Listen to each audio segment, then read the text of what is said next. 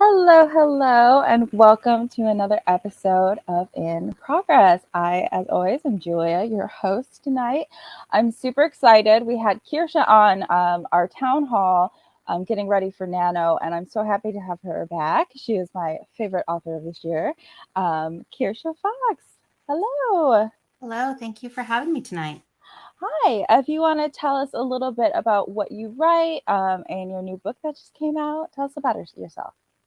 I write high fantasy for adults. My book is called Son of Deception, and it follows a paladin called Alaric and a little librarian named Book. And they wake up without their memories and have a great adventure. They do indeed. They really do. I recommend this book to everyone. It's so good. How did you get your start as a writer? I think I started similarly to most people when you're in junior high and you start writing what is essentially self-insert fan fiction. Uh, but I think that is how all artists begin, is you mimic others as you're learning your craft. And as you mature in age, you start finding your own stories to tell. Mm-hmm. For years and years and years, I wrote, but it was just sort of hobby writing that I was happy. No one would ever see this. It didn't matter. Mm-hmm. And then I just a few years ago, I just felt this inspiration and I created this character and I'm like, wow, he has a really good story. I could really share this. This is Mm-hmm. this is worth sharing. So I wrote my book and working on the sequels. And we're so glad you did write it. I love how you put that as that we kind of mimic other people and until we find our own voice. And that's why I'm so excited to talk about today's topic, which is descriptive writing, because I really do feel like that is one thing that we kind of try on other people's styles until we find our own way of doing it. So what is your idea of descriptive writing, especially like talking about like the good versus the bad? Um, Sorry, that was two parts. So okay, which Yeah. one? Good descriptive writing, I think, is what puts you in the head of the character that you're reading from. Hmm. What would they notice? Um, what would they be feeling? What would they be seeing? And what paints a picture for the reader? I love the idea of pretending that you are filming a movie, and when you focus in on a detail, Mm. that something that the reader both needs to know and something that your character would notice. Um, Yeah, that's definitely true because I always when I talk about description with people, it's very different what like a 15-year-old boy would notice compared to like the soccer mom walking into a Absolutely. room. So it's very important to know who your character is while Mhm. you're writing. There's a science fiction author I love, and her characters are women in science. And so, reading from the perspective of a geologist, when she looked at a Yeah. rock, it wasn't just a rock. When she felt a little tremble in the earth, most people would be like, "Oh, earthquake," and she's just like, "Wait, that shouldn't be happening," and she like started prattling off science, and I was just floored. But I felt like I was Right. also being educated because it was so exciting to be inside this other person's head. And I think that's really one reason we love to read is we become these people for a little Absolutely. while. 100%. To bring it back to my question, Yes. when we talk about no, I interrupted. I went off on a tangent, so don't mind me. But yeah, what I mean when I talk about like bad descriptive writing is like we hear people talk about purple prose or like writing that gets really like heavy-handed. When we think about like someone describing a lamp in a room, for example, and it's just like we don't really need to know all of that detail. Um, Absolutely. And that so you just defined it. That's what bad descriptive writing is when you overwhelm your reader with too many details that really mm, aren't pertinent to the story. They just don't need that. When I was younger, I used to just skip whole paragraphs because I was like, yeah, that's too much description. Give me plot. oh, I okay, mean, yeah, yeah. when I was a younger listen, but Right, right. I feel like all of our attention spans were not that great as kids, and so for sure, I understand skipping ahead a little bit. I do Um, try to apply the rule of Chekhov's gun. yes, Most yes. writers will know that if you describe a gun on the wall, at some point you need to use the gun. So Mm, if you're mhm. giving descriptions, you really should keep in mind are like you have to use them again. They have to be pertinent to the story. Absolutely. I really, there's nothing worse than someone describing like a kitchen knife on the counter and then it never comes into play. And you're like, well, what about the knife? Why did we like Yes. see it on the counter so obviously? And then They it left never us gets hanging. used. Yeah. Yeah, yeah. Everyone loves a good payoff for Chekhov's gun with the foreshadowing and then the payoff for Mhm. sure. So, what is some advice that you have for people to avoid the kind of overwrought descriptions, to give good descriptive writing and not bad?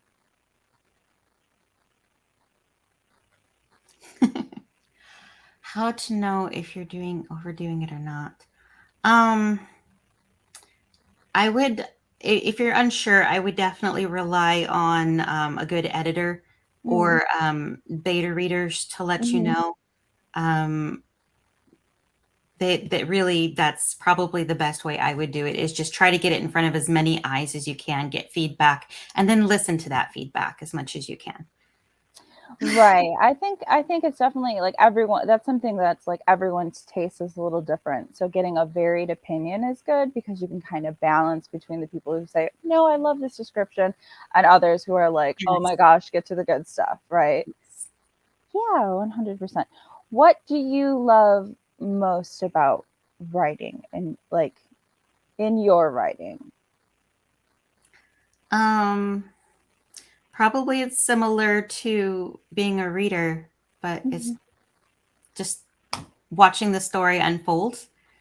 Okay, yeah, yeah, getting kind of lost in the story and that Mhm, story world and all that. That's wonderful. And I think descriptive writing is so important for that. Like you were saying, like really immersing yourself into the story as both a reader and a writer mhm, happens a lot in the descriptions that we're getting.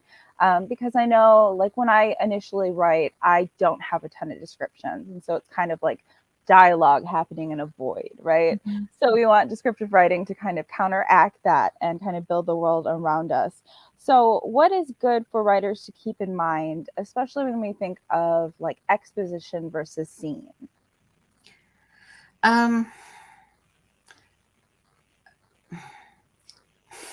I struggle with this myself, Okay. definitely. Yeah. Um, I try to remind myself to stay in the character's head. If Mm, um, they stay in the character's head. If they yeah. wouldn't notice this, if they wouldn't find it remarkable, don't comment on it. There's the example of most people don't stand in front of a mirror and go, "Huh, I have blue eyes, I have red hair, Right. I Right. have freckled skin." So most of the like you can put them in front of a mirror, but what would they really be thinking about at that point? They uh, how would they how would they describe themselves? Right. Yeah, I know that that's kind of a pitfall for baby authors and first time writers, just like we Mhm. all started with the self insert fan fiction. I'm totally guilty here as well. Um, the whole, right, looking at myself in a mirror to describe myself, it can be kind of tricky to think about like, how do we describe our main characters? I really love what you said about staying in the character's head because looking at your story, Alaric is going to notice very different things than Book is. Mhm. Alaric does not notice like as much what we call like nunchi in Korean, which is like reading the room and social cues and people's expressions and body language and Absolutely. all of that stuff. Book is very in tune with all of that, but Mhm. Alaric's kind of like do do do do do walks in the He's room. this big golden retriever who loves everybody, and Yes, yes, whereas, younger Book is a little bit more calculating and socially conscious. Yeah, and kind of um, has to be, yeah, for sure, for sure. It definitely is a good thing for him mhm, to be socially conscious, yeah. But it is very true because when you're reading through the different chapters with different points of view, you're going to get very different descriptions because they're two different mhm. people, two different characters. um, so okay, going back to the we wouldn't stand in front of a mirror and like comment on our like dark illustrious eyes, right? So how is a good way to introduce some character descriptions? Um, sorry. Uh, Personally, I love it when you can describe your character from somebody else's point of view. Okay. If you can do that, that to me is like gold. Mhm. Um, And then you kind of get the double yeah. characterization of how that person describes the person tells you about that character as well. Mhm. Because if you have your like rival character describing the main character, it's going to be very different than the Oh, love interest yes. describing the character. Yeah. Yes. If there's an interaction and someone is, say, insulting the main character, they're Mhm. going to hit on that person's insecurities. Oh yeah, I So love that idea. Yeah. yeah, Mhm. there's so many artful ways to sneak it in there, um, just seed it along in little bits.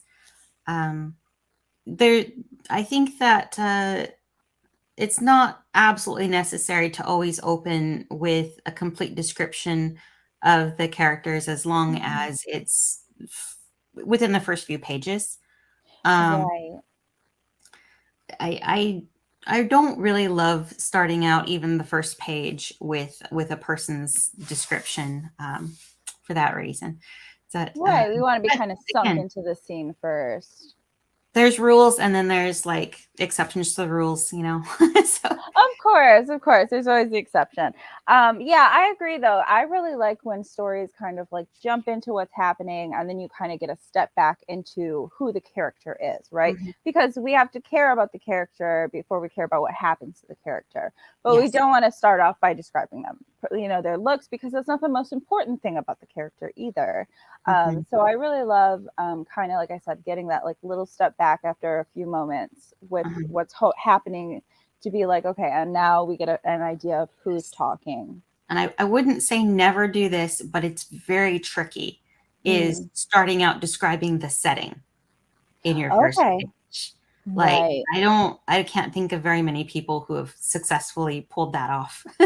Oh, that's a really good point. Anita says, I did a character description once through comparison. She was comparing herself to another character. That is Absolutely, I love that. really clever way You of get a doing sense it. of what the Yeah. character values as well, which tells you just as more, if not more, about them than their looks.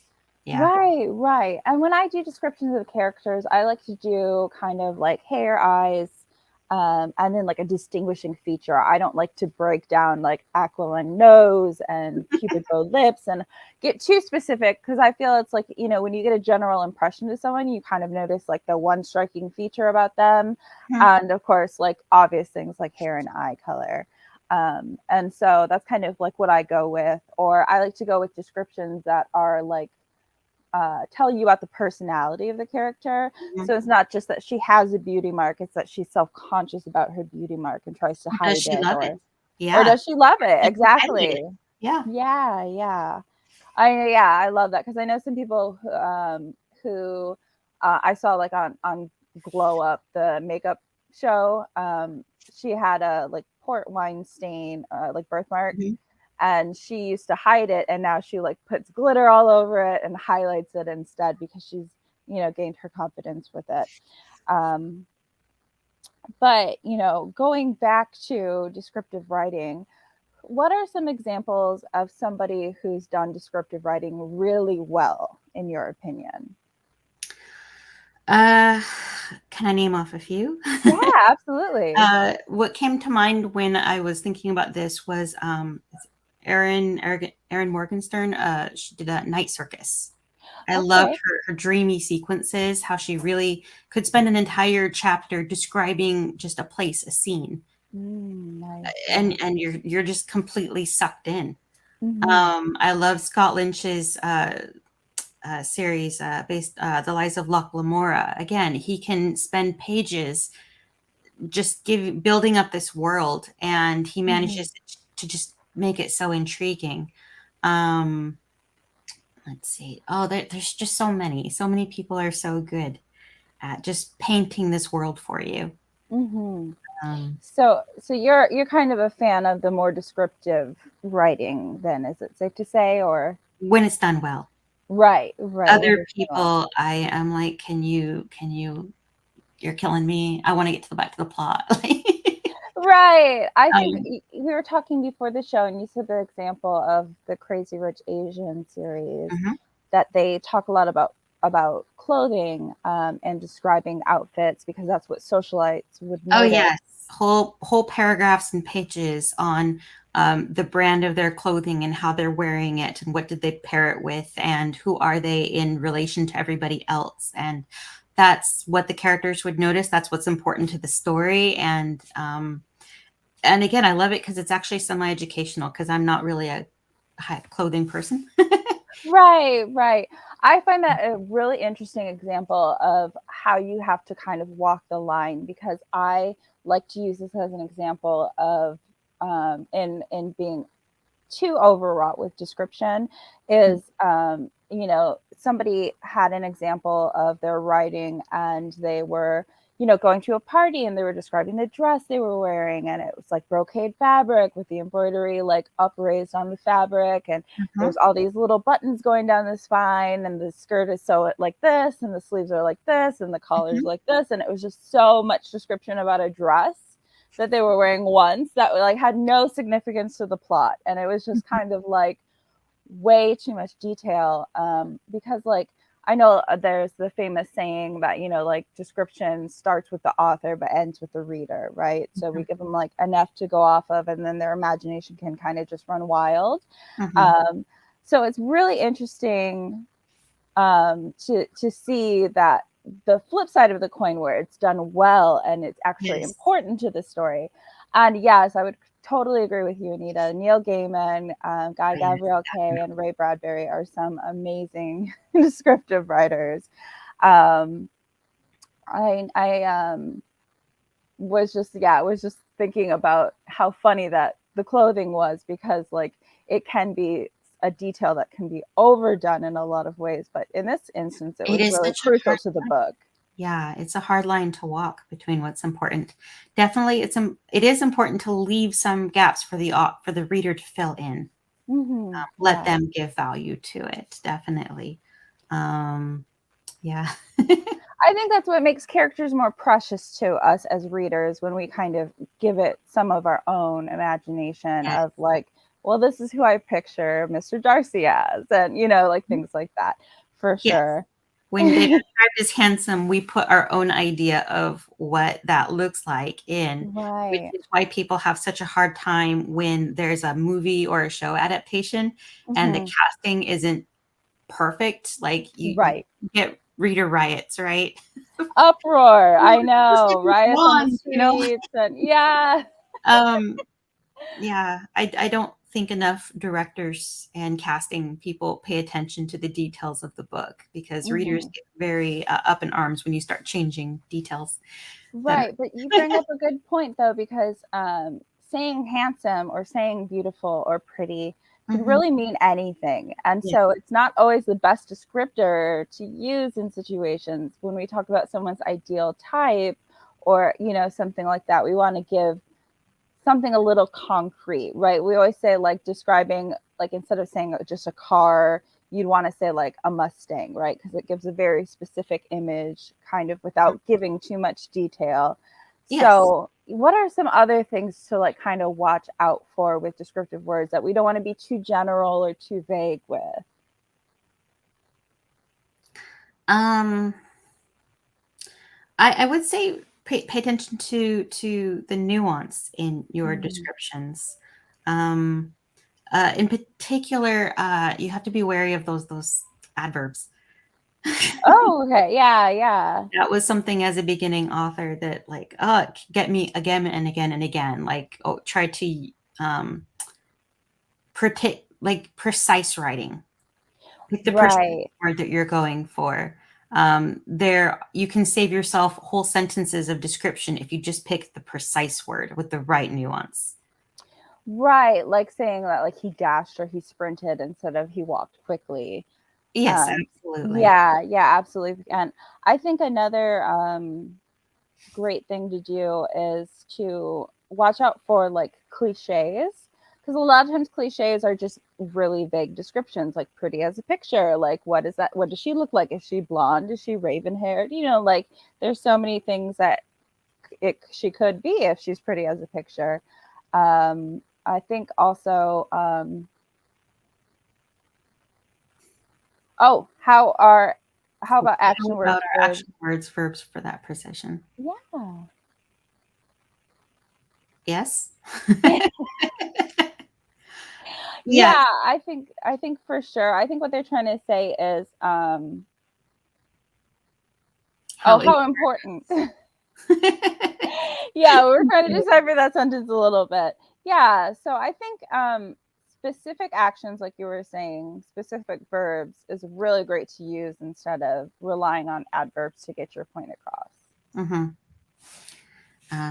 I mean, now that I'm on the spot, can I think of any? Um, for me, I get really finicky about my dialogue tags, and Yeah. I love uh, pairing an action with the dialogue. Um, One of my best friend authors uses said. She believes that said is simple and it Mhm. doesn't distract away from the story, and she uses said almost all of the time, and said drives me crazy. Okay. Use it for myself because I was like, but how did they say it? Mhm. What is important by them saying it? And if I find myself using said, most of the time I can just delete it when it's obvious who is saying it. Do I even need it at all? Right, I won't say right. I never use it, but that's my own preference. Um, so yes, definitely action words and verbs can help you with that precision. Um, Yeah, I love a good action tag on dialogue for you sure. don't need to necessarily describe like the slippery hillside if the person is trying to cling, like you don't need to stop the action to describe it if you describe how the character is having to react with their environment. um, Right, that's a good point. Yeah. I think another thing that is good to keep in mind, we always talk about show, don't tell, but there is a crossing a line. There is with descriptive writing where you can show too much and you're just mhm, like, okay, get to the point. So I mhm, always like two or three good showing lines and then one concise tell, right? Like to kind of wrap up the description of a setting or something. mhm. Just having that concise language, like you were saying earlier, can make a really big difference. Yes, I'm just laughing because I feel like I need to make myself like a big sign that says "Show, don't tell." Like Oh stick yeah, it over my desk where I'm writing, or some right, kind of like baseball bat with it engraved. Show, don't tell. Like again and again, right. having to remind myself. Show, don't tell. Yeah. I mean, it's a big debate in the writing world whether like set is dead or set is best. And I think with anything, it's kind of like a good balance is like Mhm, where you want to aim for. Um, I like said personally, when I'm trying to not be obtrusive, or you know what I mean, when I'm trying to just blend in with what's going on, but I try not to use it every time, if that makes mhm. sense. Yeah. So yeah, I think just your descriptive writing should never stop the story in its tracks. It should always be pushing it forward, moving it forward. I think that'll keep your reader in the world, Hmm. keep it going. Yeah, for sure. And I think that, when we think about scene versus summary or exposition, it's Mhm, kind of like, like a lot of the times we would want more scene, right? We want to be immersed in the story. We want to see the battle happen, mhm. right? We don't want to be told, summed up, who won the battle. We want to see the Yes. fight take place. But it like Purple Prose, there's a line where you have like maybe 75% scene and 25% summary or like exposition where you're narrating and summing things up. Um, because like we don't want to be too heavy handed either way. So we talked about some good examples of descriptive writing. Can you think of anyone that you like hated their descriptions or thought they were like not a good example? I'm hesitant to ever put anyone else's writing on blast. Mm-hmm. Um, uh, but I feel like I might have okay. George R. R. Martin. he Okay. spends entirely too much time describing food, what the characters are eating, and Right. a lot of world building. He gets very deep into the world building, Mm. and I get it. You know, I just get impatient with it. Right, because the action is so exciting, what's going on, you're, like, dying Yes, to know what's next, and yes, he's going on about roasts, right? Like, so yeah. And then I'm gonna get in so much trouble. Tolkien, to an extent, Oh, can okay. get Mhm. he can get pretty deep in his descriptions of history and Nature. very Mhm. in nature. Oh gosh, nature, yes. Mhm. He took a lot of pride in his love of nature and trees, and I love Tolkien so much, but you have to. His books are a little bit harder to read because you're trying to comprehend um, his style of writing because he gets into such deep descriptions. Yeah, Um, absolutely. It's definitely, like, what I would describe as, like, ponderous writing, right? Like, it makes you yes. stop and think and dissect and Mhm. clarify sentences. There isn't anything wrong. They were wonderful books, but it takes Absolutely. a little bit more effort to read them. Yeah, yeah, and I think that there's, like, a time and a place for everything, right? So it's not that Mhm. they're bad necessarily, it's just No, not by not any for means. you, not for you, yeah.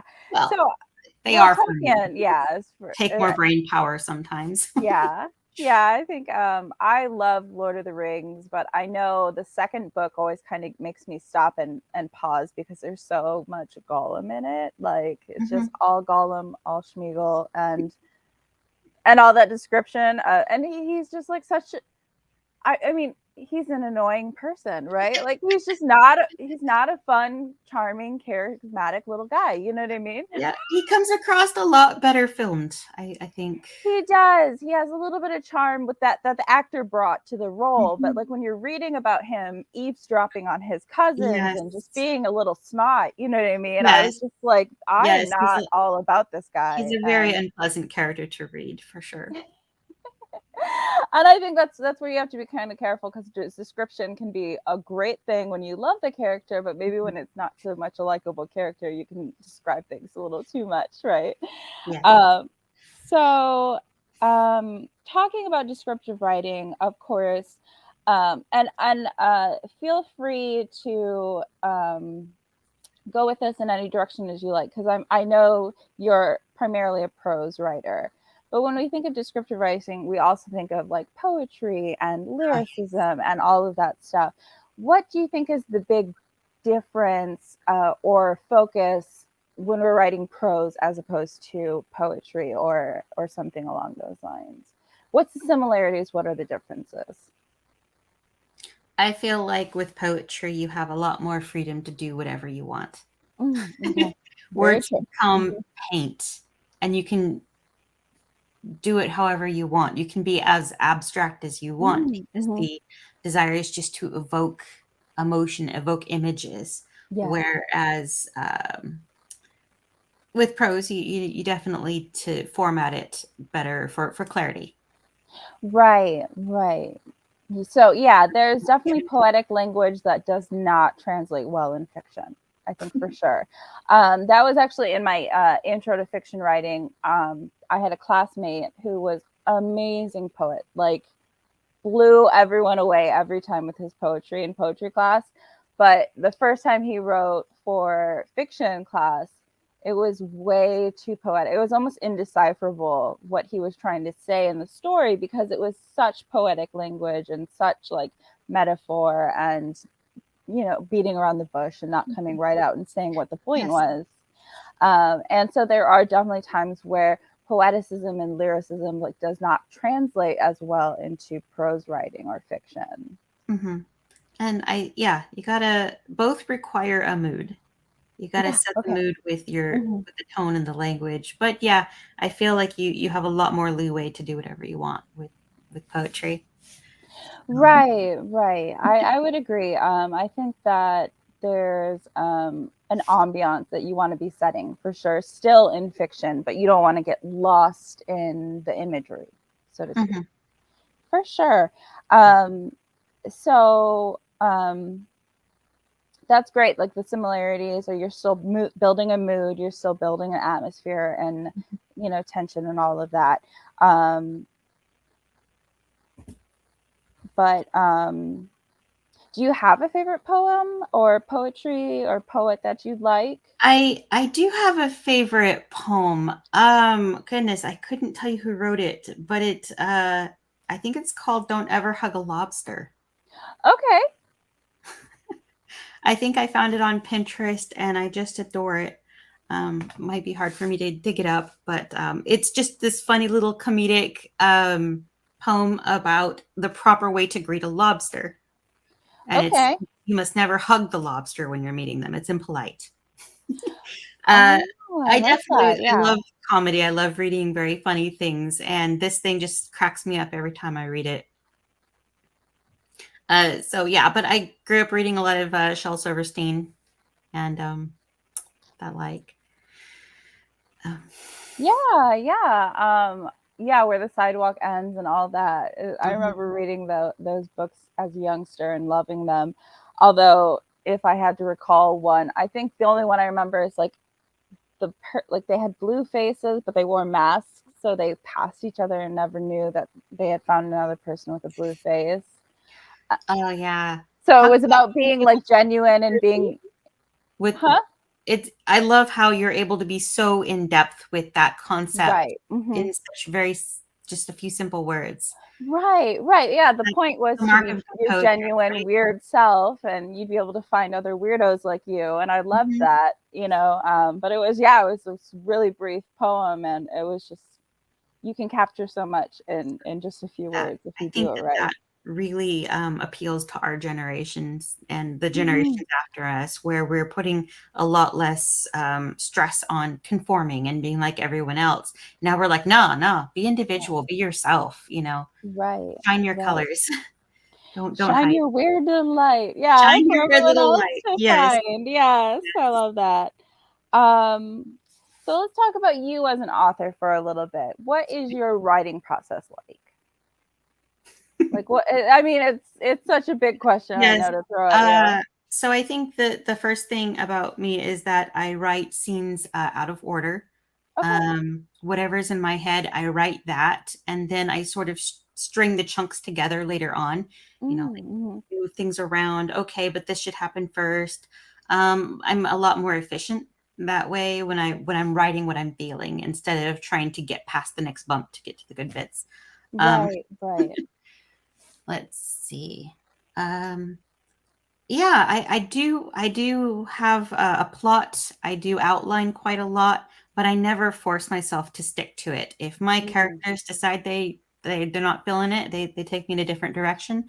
Sometimes as I'm writing it, I'm like, what if we went this other way? And like Right, right. so I for me it's very important to know where I'm going, but I don't really mind if I don't get there. For sure. I have a very similar process myself. If I have no idea what's going to happen next, I kind of get stuck and kind of Mhm. tread water for too long. But a lot of the times when I'm writing, I'm like, ooh, but this idea happened. Yes. And then it kind of, you pivot with it, for Mhm. sure. Um, and I actually used to write out of order myself. And I used to write by hand everything and start the editing process as I transcribed it into my computer. But I Mhm. got really frustrated with that whole process because it's like I love writing by hand, but then not having it immediately in my computer was so annoying. Like, so my I have process has changed. notebooks full of just little single or double line lines, because Yeah. I'm not able to be at my computer for most of the day. I'm a mom Right. of 4. Right. So I just carry around a little notebook or my phone, and I'll make notes as they come to me during the day. So when I finally do get to sit down and write them out, I'm like, "Dot, dot, dot, dot, dot, dot." As Right. fast as I Right. can, get those ideas out. Yeah, I love that. I mean, it can be very hard to balance like the home life, private life with the working life, with writing life. And yeah. I have I do not believe in balancing being a mother with trying to write, with trying to do all the other things. There is no Mhm. balance. It doesn't exist. You just Right. you You just just do go your best. through the best Yeah. you can, and somehow Right. it works out. We Yeah. adjust as Yeah. necessary. Well, whatever you're doing, I think it's working well because your book is fantastic. Thank you. Um, well, we've talked a lot about what we kind of the things we did as baby authors, right? Starting out new. What is some advice you would give to like new authors or yourself as a new author? What have you learned that you would love to share with someone so they don't have to make your mistakes? Um,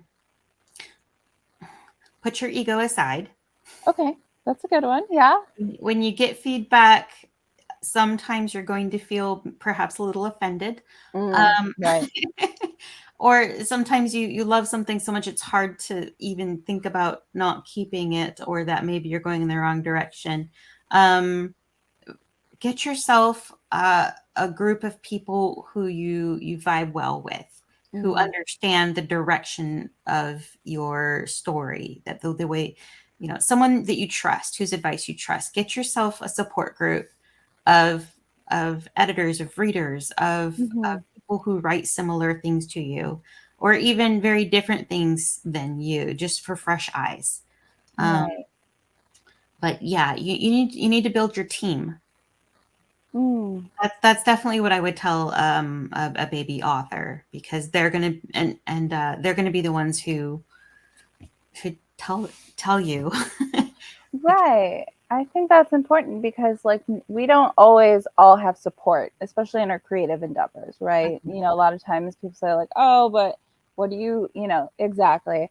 find Um your tribe, exactly. yeah, what do you do like for real? What's your job? Like some people can be very dismissive of like creative endeavors like writing. And so finding a group of people who support your writing and your endeavors is really important that I think a lot of people don't talk about enough. Yeah. Um, and um, and I love the idea of like setting aside your ego because it's not about being egotistical, right? It's your ego is just your sense of self, and sometimes that's too closely tied to what we write, right? We feel like we spend all of our time and energy on our stories, and then you're like, that's my baby, don't touch it, just love it, like we don't want the critiques. It is very much our baby. We love our Right. Right. And it no. can be hard to develop that skin. I think it's a talent and it's an ability that we develop that we can have a thick skin when it comes to our writing and receiving criticism about our stories. But I think it's something that we learn. I don't think it's something that we innately have, like walking into it. Because I know I was sometimes a big baby about getting criticism for my stories when I was like starting out, for sure. Yes, learning to take criticism well is definitely a skill, and it's one of the most terrifying aspects of being a writer, is putting your work out there for people to read. When people who know me in real life learn I wrote a book, they're like, "Oh, I want to read it," and I'm like, But "Are you adult sure? Like, themes, are you yeah.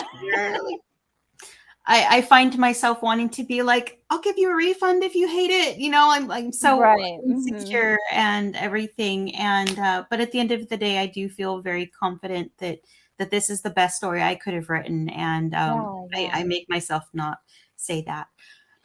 Oh, imposter syndrome is real. It's a very Imposter real syndrome thing. is Yeah. so difficult.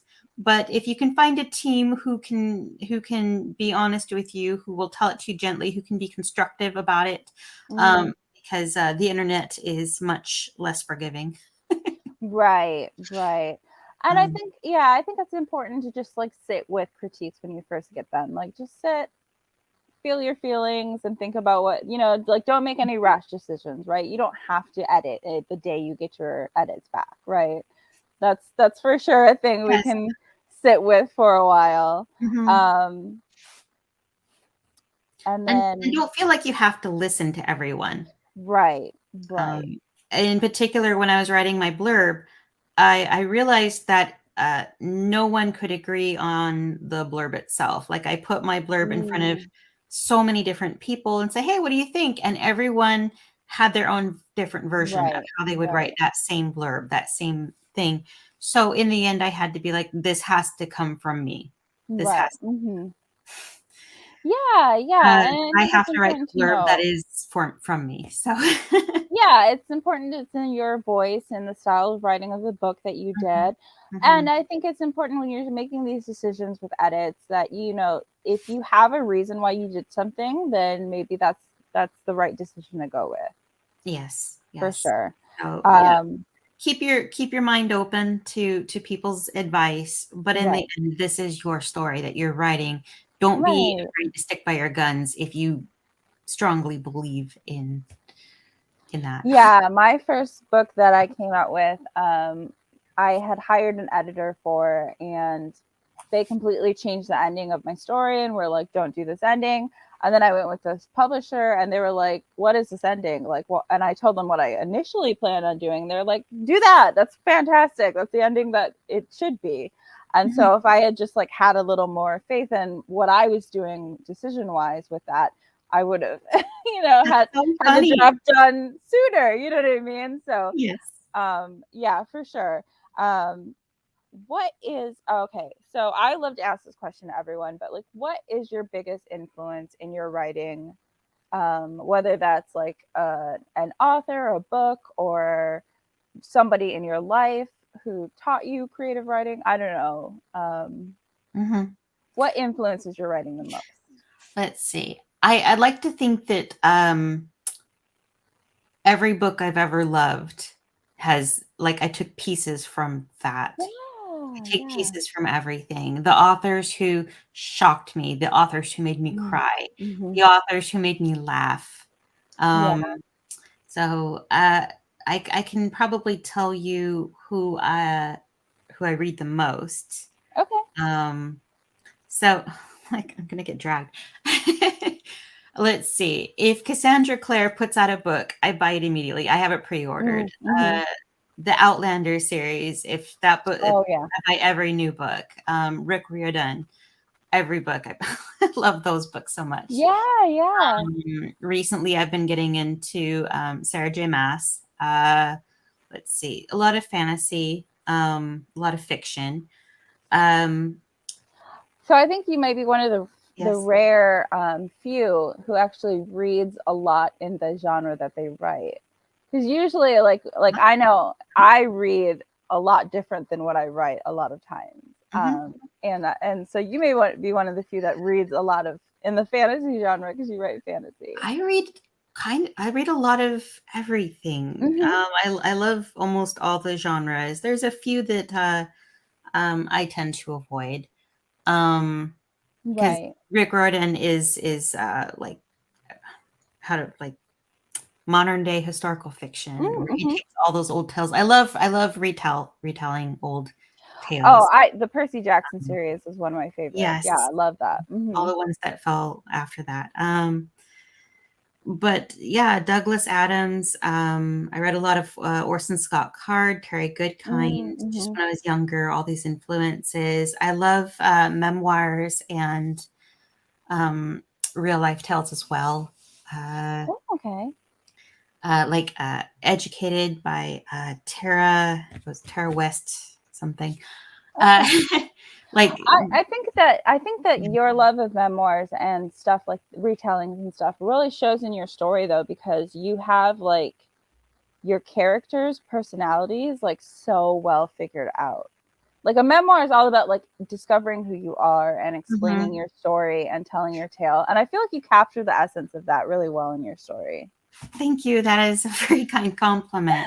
Yeah, You of know course. what? I'm gonna have to. I just thought of it. I'm like D&D. It's the D&D. Yeah, yeah. Okay. That's probably the biggest influence on my writing is because very much these characters I end up writing, I wrote them out on a character sheet for Mm-hmm. D&D because it was a really good way to organize who they were, where they came from, what their strengths and weaknesses are, what are they carrying. Um, Right, right. I think when And you it's such a do good D&D for format for years, the quest story. yeah, Mm-hmm. you get used to putting yourself into somebody else's head for a little while. Yeah. No, So I think that that's great. Like a lot of people love D&D for a reason, right? It's a great mhm, storytelling. It's a great um, vent for creativity, for sure. absolutely. Yeah, I love that. where do you find your inspiration then? Like people watching, reading books, like where do you get inspiration from the most? Or what do you do when you're stuck? I honestly am not sure. My inspiration comes to me just when I'm able to think. Mm. I think about, I don't know. I Because don't know. you're so good at plotting. I You're so good at looking at your story and saying like, "Oh, I should have a masquerade ball." Like you just come up with these great it's ideas. it's when I'm in the shower, I'm thinking about Okay. my book. When I'm Hmm. folding laundry, I'm thinking about my book. When I'm explaining math to my fifth grader, I'm thinking about my book. Hmm. I'm Right. just Right. constantly chipping away at my book and trying to fill in details and um I just listen. I just listen and the story Mm-hmm. tells itself to me in little bits at a time. Oh, okay. Yeah, yeah. I feel like a lot of people can relate to that. That they're just kind of documenting what their characters are doing. Mhm. Um, But it isn't any one activity. I have noticed that, like, when I'm in church and it's a very peaceful setting, mm-hmm. when I feel a bit of clarity, um, Mm-hmm. sometimes I'm not thinking about what the speaker is saying. I'm writing my book. But I'm in a peaceful place where Right. the Hmm. inspiration just sort of flows more easily. Okay, that's good. Yeah, we won't tell that you're thinking about other things I'm while you're in there. listening. I just, Yeah, yeah. let my mind drift a little bit. Right, right. And I think that's like our superpower is the trains running in the back of the head while Yes, other stuff is going on, right? yes. Just constant the browser in the background, just writing Right, that book. right. Writing that book. Yeah. So, we talked a little bit about advice that you would give new authors, but Mhm. I love this question to ask people, what is advice that you hate that people give writers? Um, absolutes, Right, absolutes. right. Same. That Um, never do this, always do that kind of that there's situation. only one way to do a thing correctly. Like, Right, no, right, this is art. And I think right, it's right. important to know the rules. It's important to know the tropes. Um, it's important to know those things. But Right. again, there's rules, and then I think some of the people who rise to success are the people who artfully break the rules. Right, but you do have to know the rules first to break them, right? Yes, You have to yes. understand why it's a rule to intentionally therefore deviate from the rule. But there is Mhm. absolutely exceptions to everything, and I think that it there's no one way up the mountain, right? You can go up the mountain a million ways, you can write a book a million different ways, and what's right for me is not going to be right for the next person for sure. Mhm. Um But at the like same time, you should know your genre. You should know your mm, target audience. mhm. You don't want to end up betraying them. Um, Right. There's certain expectations we have. Like for yes. romance, it's going to have a happily ever after or happy for now. Like we're not going to end up with the love interest dying and the character being miserable at the end, right? That would be Oh, yes, very yes. big departure from romance. There are certain things that you can do that will just absolutely turn off a huge part of your audience. Yeah, yeah. Uh, my author friend and I had a long discussion about whether it's okay to kill the dog in your book. Oh goodness. Yeah. There's a website that lists like the books and movies that kill the dog so that people can avoid those books and movies because it's too traumatic for them to have the dog Right. in the story get hurt. So my author Right. friend actually ended up completely changing an entire plot point so that the dog lives because As her it her should. group Yeah. her group told her, "You better not kill that dog." Right. They're Right. like, "This is not okay. You cannot do this." Yeah, dogs and babies, I think, are the big Yes, the off dogs and the limits. babies. Yes. You Yeah, have to be yeah. very, very careful that you know your audience is okay with what you're writing. Right. I read a horror story where a dog was killed off in a very horrific, monstrous way, and Mhm. I will never be the same person. I was before I read that. I mean, honestly, like if like killing off the dog is can be very Mhm. traumatic. Yeah. Killing off a main character, killing off a major character, Hmm. we do them, but you got to tread carefully with it. Right, right. And I think like, lovable characters like readers kind of expect it, but yeah, the dog should never die, right? The dog should always be safe and just alive into the doggy world. Yeah. Well, we are wrapping up, but I would like to give you an opportunity to talk about anything exciting you have coming up, or let us know where we can find you online and all of that. Sure. Yeah. Again, I'm Kirsha Fox. This is my book, Son of Deception. The second book is almost done, getting it out to those early readers. So I should have it out here pretty fast, hopefully, if I can Yeah. meet So my deadlines. And yeah. then my website is kirshafox.com. And then I am also can be found on Facebook and Instagram and TikTok. Just Yeah. Kirsha Fox. That's me. Right. We're trying to get Kirsha to 1,000 on TikTok so she can Yes. go live with me and talk about books and all the fun stuff. Um, but yeah, so about your book, I know I've said it's great a million times, but let's talk a little bit of like let the audience know a little bit more about it. So Alaric is a paladin. Yes. He's also dragonkin, right? Yes. He is a dragon man. Yeah. He's got a long tail and he's scaly and with the teeth and the horn frills. Mm. And yeah, it's neither of my main characters are human, which was kind of Right.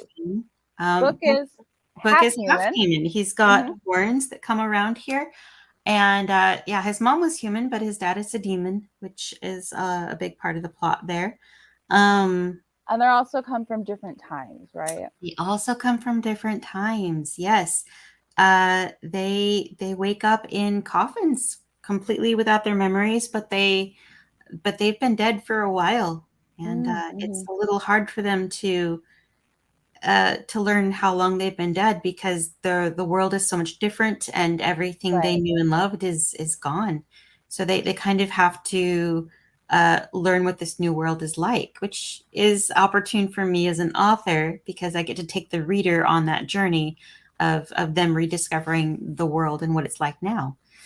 Um, Right, which is fascinating to see it from the different perspectives of before the Great Collapse and then after the Great Collapse, but then yes, also the now Great it, Collapse, a yeah, war that happened before one and after the other. Um, yeah, yeah. They grew up in very different worlds. The Great Collapse, the collapse of civilization as they know it. um, Right, right. And then even like the world that so Book was born after the Great Collapse, but yes. even in the world that is going on when they wake up, he gets to meet a more inclusive world and then also a more like the dark side of how things happen after the Great Mhm. Collapse with Yes. with the king in I forget what the city is called, but um Neuralgia. Moralgia, right. Yes. Moralgia. Yeah. Yes. There are two major cities in within the book. There's Saunders City and Neuralgia, and I love to use them to contrast the two different Mm-hmm. societies and how they function and the difference in their leadership. And Right. one mark of a city that I use a lot is I describe the children who are Yeah. running around. In Saunders City, which is a very good place to live, the children run around playing happily, Mm-hmm. and they're looked upon, and there's schools and things. In Moralgia, the children have perhaps more starved looks. They're a little more Mm-hmm. furtive. There's a little Mm-hmm. bit more pickpocketing going on. They're Right. they're wary. They're afraid. Um, Right. They're not they're trusting of not. strangers and yeah. Yes, yes. They're a lot more suspicious and reserved and hungry. They're very hungry. Right, So, right. but I feel like that's a very good way to help a reader get an idea of a city is describing the poor and Mhm. who do you see around, and how well are they being kept up with? Sorry, I'm Right. going off on a tangent again. We're trying to No, wrap up. no, I want you to go off on a tangent because In descriptive it's the writing, I descriptive love writing in your story. Yeah. comparing two things against each other. Yeah, the juxtaposition is really fantastic. As far as like, I also love the metaphors of like when Alaric sees the statue of uh, oh my gosh, Very, Barry. Yeah, I was gonna say I was trying to remember which was the correct name. yes, Barry, and she's depicted as a human, not another dragonkin, and he's like, but yes, the dragonkin children will never know the great things that dragonkin are capable of if everyone's made out to be this human hero instead of a dragonkin hero. yes. One of the wonderful things about fantasy is being able to portray very real world issues Mm-hmm. without getting preachy about it. But you can Right. illustrate it the same way. Um, Yeah. Yeah. I love people that the need heroes. representation. Mm-hmm. People need heroes that look like them, that came from the same places, that uh, to give you those role models. Right. He is very saddened to learn that his people, the Dragonkin, have lost touch with a lot of their roots, Their and traditions. Mm-hmm. mhm, and for yeah, that's why he is so upset to see this statue of a Dragonkin hero who everyone believes is human. Right. He is Right. depicted as being human, and he is sad because the Dragonkins are losing their heroes. They're losing their heritage. Right. And she was such a influential person to that place too, to Mhm. then be rewritten as a human, is a tragedy, right? Yeah, yeah. Anyways, a fantastic book. Once again, The Son of Deception. And we can find you at kirshafox.com, you said? Or, yes, Yep. wonderful. I'm on TikTok. I'm on Facebook. Um, I'm on Discord as well. So Yeah, yeah.